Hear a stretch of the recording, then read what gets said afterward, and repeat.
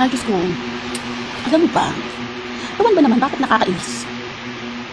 Alam mo, tipong pagmulat mo pa lang sa umaga. Magiging masaya naman sana. Hindi mo akalain. Wala ka rin. Sumiday. Hindi ko malaman dyan sa mga yan. Bakit nagkakalingan? Hindi mo alam bakit. Nakakainis ka talaga. Kasi, hindi ako makapag-chismis. Hindi talaga ako makapag-chismis agad. Nakakainis. Oo. Nakikiconnect lang ako. Buti na lang. Nagre-reklamo siya. Kasi, nagbayad na siya ng wifi. Lipungan. Ang hirap ng signal. Oo, nung nakaraan din, simula rin nagkaroon ng bagyo, nagkaganyan na yung mga wifi. Hindi maintindihan, sige.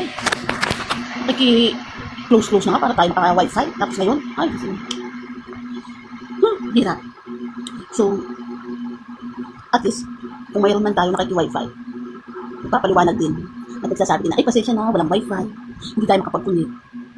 Oo, kasi nakakunik naman ako. Hindi ko alam bakit. Ang sarap kaya mag-wifi. Kasi kahit anong i-chismis mo, may napopost ka. Oo nga. Ilang araw na ako din naka-chismis ng maayos. Hindi, nakakalukot. Sa inyo kaya, ganyan din ba yung wifi mo? Pawala-wala. Ang hirap din naman kababayad pa lang tapos wala na agad. Ano kaya yun? Sa palagay mo, sa inyo di ba? Ganun din ba?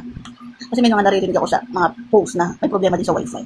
Grabe man, kahit mga bago pa lang ang mga bayad, wala pa rin. Pungal, ano yung kalukot?